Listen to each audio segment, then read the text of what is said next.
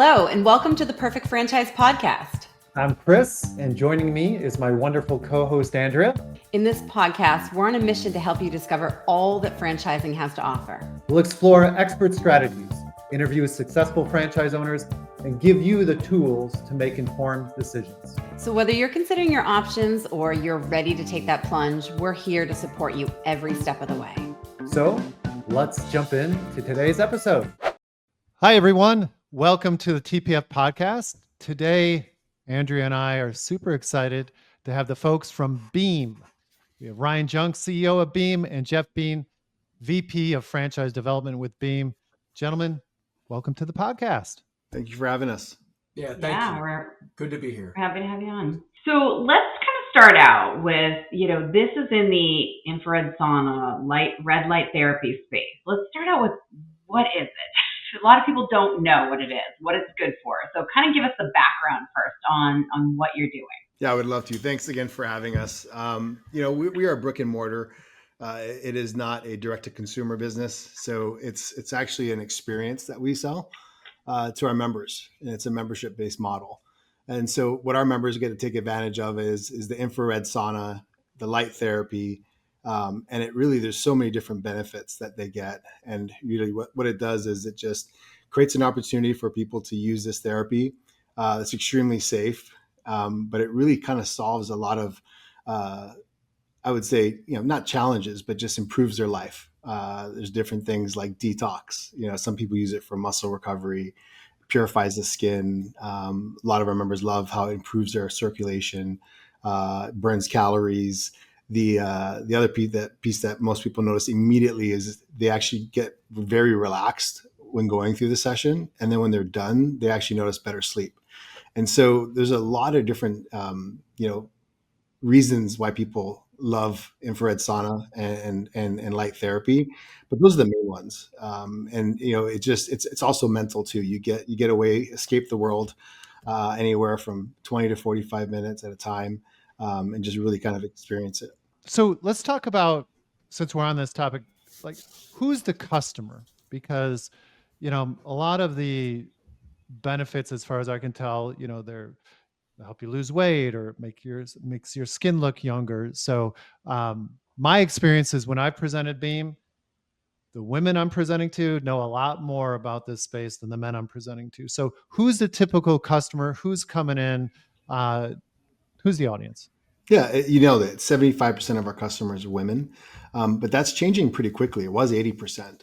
A lot of men are now getting into it and they're starting to learn about it, probably from their significant others. But it is starting to shift a little bit, anywhere from, I'd say, the 25 to 45 age range. But it's really anybody that's into health and wellness.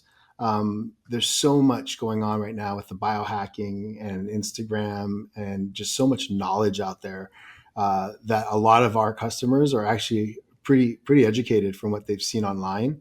And then we create an opportunity for them to try it out, and then educate them a little bit more based on kind of what their needs are. And it's also good for folks with chronic conditions. Is that right? It is. Our original founder, she kind of created this business to fill a void. Her daughter had an illness, had Lyme disease, and she really needed the infrared sauna therapy, and there was nothing where she lived. And she thought, what a perfect opportunity to create this business, and it's taken off from that, and has grown, right? So it's not just people with diseases; it's also helping people just everyday life. Some people like to equate it to doing cardiovascular exercise without working out. You get some of the same benefits, which I love because I don't like doing cardio. So I'd love to sit in there with my iPad and read or get caught up on some of my work. You don't get the cardio building and the strength resistance training that you benefits from actually working out. But the cardiovascular piece is huge. And we've seen a lot of people and a lot of studies as of recently come back stating that you get that from the infrared sauna.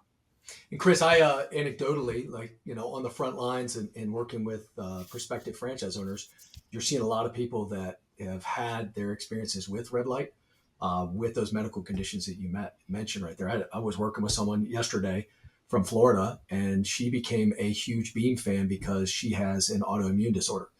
and she did the red light therapy to attack that autoimmune disorder. And she's like, my life has completely changed. Last week, talking to a gentleman on the West Coast who had eczema, and he's like, the only way for me to take care of that eczema has always been shots. And he's like, now I go in to do the red light therapy and it takes care of it. I don't have to worry about it for 6 or 8 weeks. And it's amazing because we hear stories like that Jeff mentioned, and those aren't really, we don't market that. That's not a claim that we make at all. It's actually feedback that we get from our actual members and like he said, prospects and customers. I learn more from our members and from some of our prospects about the benefits that they've gotten from actually taking the therapy sessions themselves. Yeah, it's a big space, that space. I mean, I used to be a pharmacist and I worked a lot on these autoimmune conditions. There's hundreds of them and more that come out all the time. So a lot of those inflammatory pieces. So it's great kind of hitting on that. So Jeff, I mean, you talk to people all day long, candidates that are looking at this. There's other examples out there of sauna, red light therapy franchises. How is Beem different? So I would start with, as Ryan discussed, it's experiential. Like my big thing is I've been in some of these other places. When I visited the location, for example, in Phoenix, you walk in there, it is bright, it is beautiful. And the first thing that I thought was just the comfort level of how clean this place is.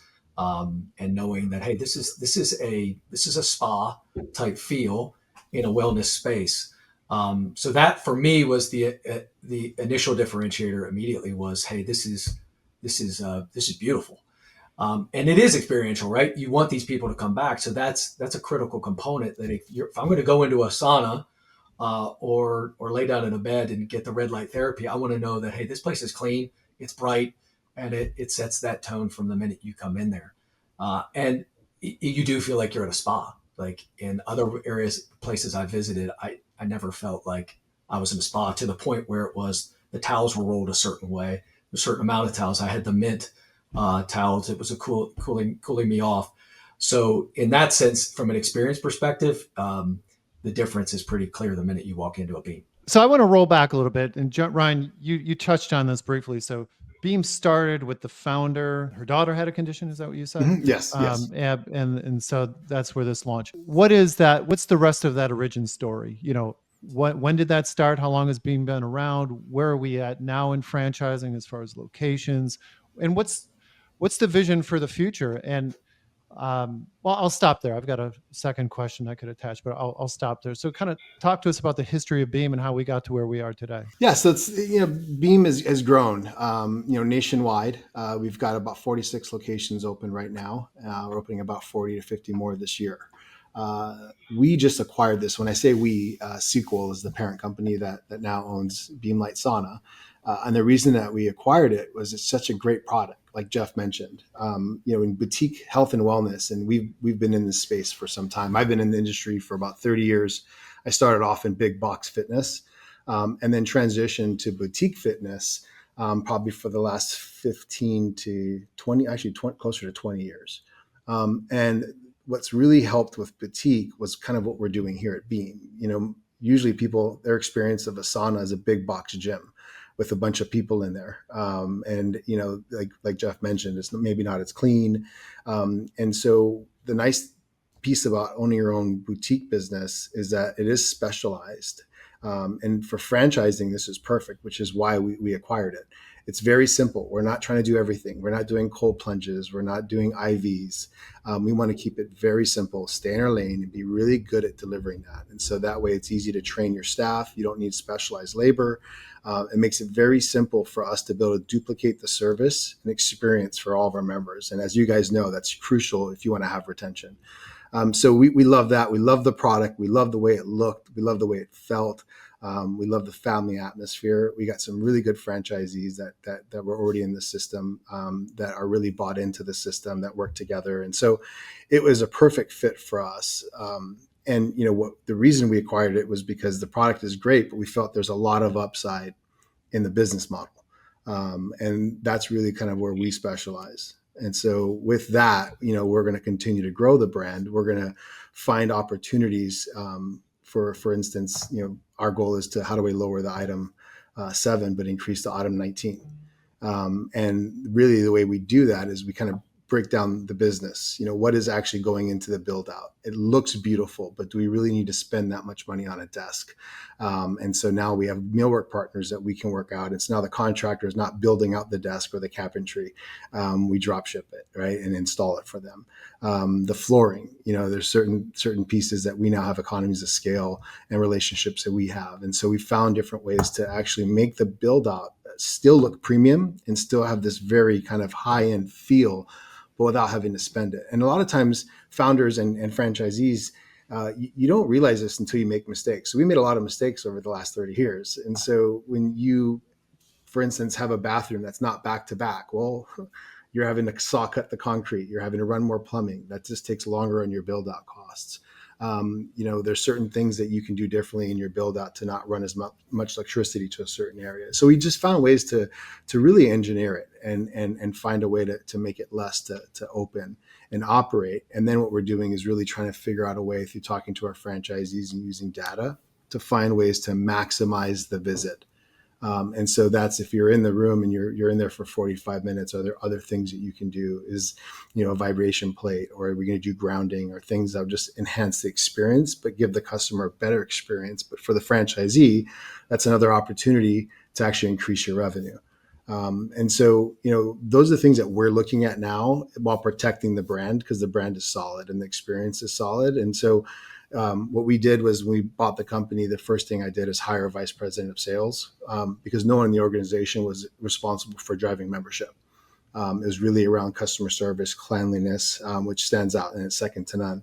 But we wanted to make sure that franchisees had someone that they could work with and not have to hire, to help them with the process of getting leads, converting leads, and retaining the leads, and then helping them with membership mix. One of the things that we looked at was really just the complexity of the offers and how we monetized it. And so we're in the process of simplifying that right now to make it really simple for anybody at the desk to kind of present. And so I can go on for another hour talking about those pieces of the business, but it's really just figuring out a way to make it easy to let the world know kind of what we do in our four walls.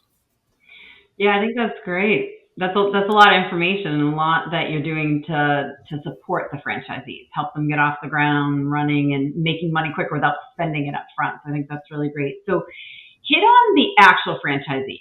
Who are you looking for? Somebody who has a background in health and wellness? Can they have a job already and build the semi-absentee? Fill me a little bit in on the actual client that you're bringing in as a franchisee. Yeah, I'll take that one. Okay. So the ideal franchisee for us, Andrea, industry experience, great. That's a plus. Obviously, they don't need that.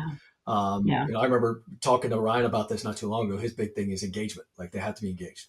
And that's a big deal. So you have the executive model where certainly they can be managing the manager. And that's obviously the most popular outlook on this thing, which, you want someone that's got business experience, certainly financially qualified, active in their community, and they've been there, they've built teams, and they can create a culture within that Beem studio where those folks, like, they're an employer of choice. Like, that's a big deal. Certainly these, if you look at the staffing structure in these businesses, they're going to have a studio manager, they're going to have a couple of sales associates, they're going to have sauna attendants. So we want those folks obviously to be retained in these studios.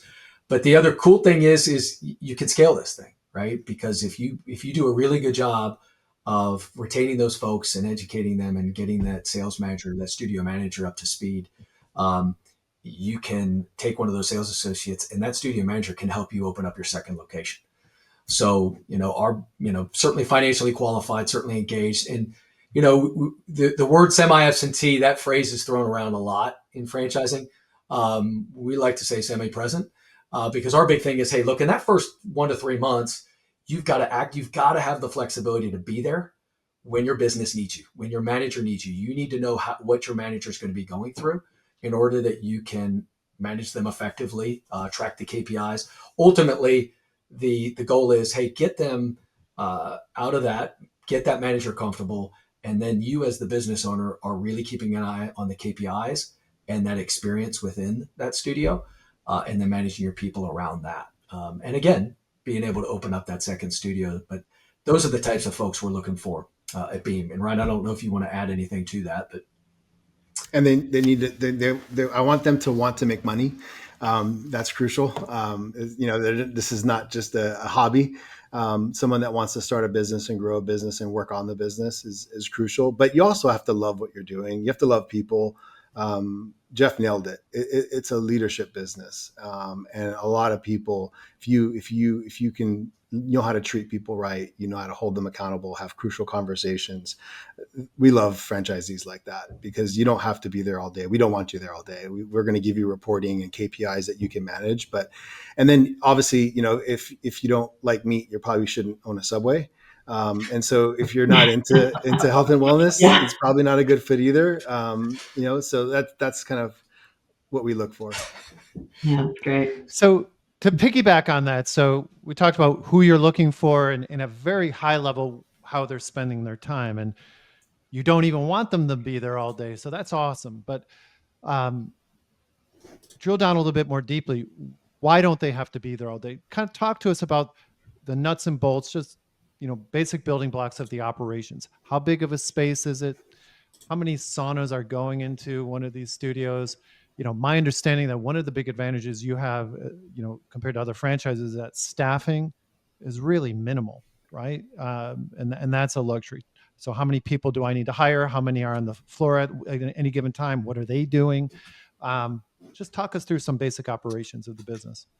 Yeah, you nailed it. I would say on average, just say 6 to 8 rooms that you're servicing. You've got two employees at the desk. One could be a manager. Depending on busier times, you may have 3. But your business because everything's appointment based, and so you know how to staff your business as well. So it's really easy to predict that piece of it. I mean, almost to the point where you're weak, especially with the frequency that our members use our business. A lot of them use it 3 to 5 times a week, and so they're booking in advance, which makes it easy for us to get leases done too, because a lot of the landlords are loving that we're driving customers into their centers that often. And so it's great from the fact that I don't have to pay an instructor. I don't have to give commissions on how many people are actually coming in. So it's just an hourly model. The manager is paid on commission based off of sales and service, right? And so it is a service business, but we do incentivize them to hit targets. The reason I made the comment is that we don't want the manager there all the time. Is what makes this franchise model unique is that you have the locally owned and operated feel. The local market, they don't know who the CEO of Beem is. They know the owner of Beem, and that's their franchisee, or our franchisee, I should say. And so it does have that feel. If it was corporate owned, I would have divisional presidents, regional presidents, district managers, and it would feel very just, corporate-y. I want the franchisee to keep that lens. If they're there 8 hours a day, 10 hours a day, they become an employee. They lose the owner view of the business. But they do have to be involved, especially in the beginning, because they have to learn the business. They have to know the business. They need to be able to coach up their team members as well. But most of our franchisees are the franchisees that I want to attract. I don't want them excited about folding towels and cleaning saunas and presenting and making phone calls and presenting memberships. Right? I want them to want to do that work because you want to be leader led, and you inspire your team to do that. That's the passion that they should have in that. And if you're doing that in the beginning, obviously it's going to take more time in the beginning, but then you gain trust and you build a solid team that you just manage the KPIs. And the KPIs tell you a lot about our business because it's super predictable. Your lead flow will tell you how your month's going to go. Your attrition, you already walk into the month knowing on average how many members you're going to lose that you need to replace. You know what your booking percentage ratios are. You know what your show ratios are. You know your closing ratios. And so there's simple conversations that we teach our franchisees. And when I say this, I should say we're teaching them because they didn't have this reporting before we bought the company. So it was really hard to manage KPIs when you don't have this visibility. Our franchisees now are really flying the plane without instruments. And so we're actually rolling out reporting here in the next week or two that they can have access to all those reports. So that makes it easier to not have to be in the studio all day long, but still drive performance. And those indicators will tell you usually around experience. And then when you walk in, you have a fresh set of eyes. You walk in and you see anything that's out of place. You can see cleanliness issues or friendliness issues. You're still close enough. You're in the market. You're in the community. You're meeting customers where they're at as the owner versus the manager of the business. Right. I don't know if that answers Yeah. your question, Kris, or not. Yeah, absolutely. Well, and y'all, like, he won't toot his horn, but that, like, what, again, they haven't had the Beam business long, but right there, the experience of the team that Ryan has and the sequel team right there, you're already seeing some of the differences they're making. I mean, look, if you're not tracking metrics, like, if you don't measure it, you can't manage it, right? And that, not having that be part of your culture is not good as a franchisor. But it's also, like, you asked how big are these studios? They're 12 to 1,500 square feet now, right? Because Ryan and his team got in there and, like, okay, well, are we utilizing this space, or why are we doing this? And asking the tough questions to realize, okay, well, if it's not driving profitability, if it's not driving item 19, then it doesn't need to be an item 7. Why are we spending more on rent if it's not helping the franchise owner get the profitability faster? So that's been pretty cool to watch. Yeah, no, that's great. So Ryan, you kind of hit on this a little bit as you're talking through the KPIs. Tell me a little bit more about the model. How's the model structured? How's the revenue coming in? What is the typical retention that you're seeing when you look at these numbers? So it's tough because we've been manually pulling this. And I will tell you, one of the reasons why I told you we were lucky with some of the franchisees that have already been in the system, a lot of them are manually tracking their own results. It's really impressive. They don't have the tools, but they're doing it themselves, right? And so that's what always separates, regardless of the system, you'll always find those franchisees. There's always 10 or 20% of them that just find a way. And then when you ask them what they do, they don't mention any of the stuff that they do because they just think everybody's doing it. And so they're already doing that. And so a lot of the things that we're doing is just giving it to them so they get push reports in the morning and they don't have to follow that. But when it comes to the way that we monetize the business, it's going to be about 80% of our members are going to come from recurring packages. And that's going to be a monthly membership, really focused on, whether you're coming in 4 times a month, 8 times a month, or unlimited. And then a small percentage will be package driven, where they're going to be buying small packages that maybe they're not going to be the member that comes that often, but they want to be able to use it. And then you're going to have your drop-in rates. And then about 10% of your revenue, and it's not what it is now, because right now our merchandising is more of an afterthought, but we really look at things differently. Merchandising isn't just branding and getting some items that, you try to get aligned with your brand. We are really putting together a focus on what's going to enhance the experience of our customers that they will use when they actually come in. And so as an owner of your business, you want that, because then your customers are already paying their monthly recurring memberships, but now you're not upselling them, but they're purchasing more items when they come in. And it's a win-win because they're getting a better experience out of Beem, but then the franchisees also getting more revenue. And then also things that are boutique, that does increase the perceived value of the business. And then items that, they can take, whether it's supplementation or products that they can take at home as well. And so that's going to be about 10% of the revenue. And so what we really track is the attrition of our monthly recurring memberships, and it'll be high single digits. Right now, it's such a hit or miss because the way that the packages are currently being set up in the system, it's really hard for us to track that. But from the math that we've been pulling, it's high single digits a month. So directly connected to that, we're talking about different packages, recurring revenue, but touch on how, Jeff, I'm going to ask you this. If I'm a new Beem owner, how do I get the word out there? How do I get folks to come in the door and sign up in the first place? Especially keeping in mind what we talked about at the beginning, where a lot of people don't even know what infrared and red light sauna is, right? So what's the marketing look like? And like, how much of it am I doing as the franchise owner? What do you guys do for me or with me that supplements my own efforts? What's that look like, marketing? Yeah. So the one big thing that sets this up for success is the pre-sale side of it, right? So, Ryan and his team have a background, obviously, in fitness and wellness, and pre-sale is a big piece of this because getting to altitude, right? So it's, for example, they sign a letter of intent. We know, hey, they're probably 2 to 3 months out from opening. Well, the team there is going to start the pre-sale process, right? So that is the franchisee working with the Beem team to make sure, okay, we're going to drive memberships through outreach, through a national call center, through social media, through influencers, through setting up booths and cross-promotional things. that we're going to do. We're going to drive memberships before they've even opened up the doors. And that is such a huge deal for a franchise owner to walk in, open those doors at grand opening and already have members. Sets them up for success and hitting break even very quickly. So that's number one. Number two is, okay, so it's about two things, right? Wellness, health, fitness is about its acquisition, and then it's retention. So it's also having that call center help with the retention side. It's the follow up from within that studio, from the manager and the sales associates, making sure that, hey, these clients are happy, but also we following through. When that client came out, when it was a drop in, okay, are we asking them, do they want a membership? Have they thought about the 2 visits or the 4 visits? Those conversations need to happen. But the marketing side of things, the one thing I was blown away with the sequel is that not only the marketing that they have in place, but the team is incredible, and they've done this across multiple brands. So they've been there and done that, not only on the pre-sale side, but also on the marketing side for a business that is currently open. And yes, that's going to be certainly the social media, the search engine optimization. It's going to be. I was surprised, to tell you the truth, how much of it is organically driven.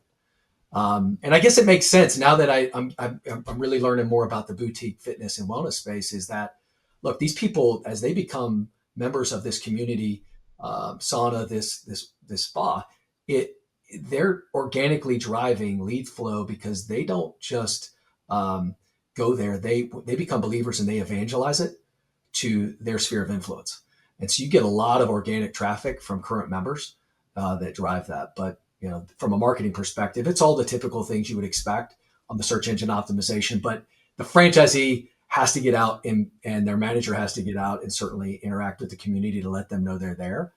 But the background and the support they're going to get from the team at Beem, allows them to take off pretty quickly. So it's all in house, and it's a marketing plan that's very, very detailed that the team at Beem walks them through. Okay. Great. All right. Excellent. Andrea, you want to take us across the finish line here? Yeah, maybe Ryan, we'll ask you these questions because you've been down this road before and done this. So let's kind of just take away Beem. Let's think of just any franchise. So if somebody's going through this process, what's one piece of advice you would give them as they're researching franchises to decide whether to become a franchisee? I love the shopping. I love going into local businesses, not just the brand that you're looking at acquiring, but also their competitors, and looking at what separates that franchise from others in the space.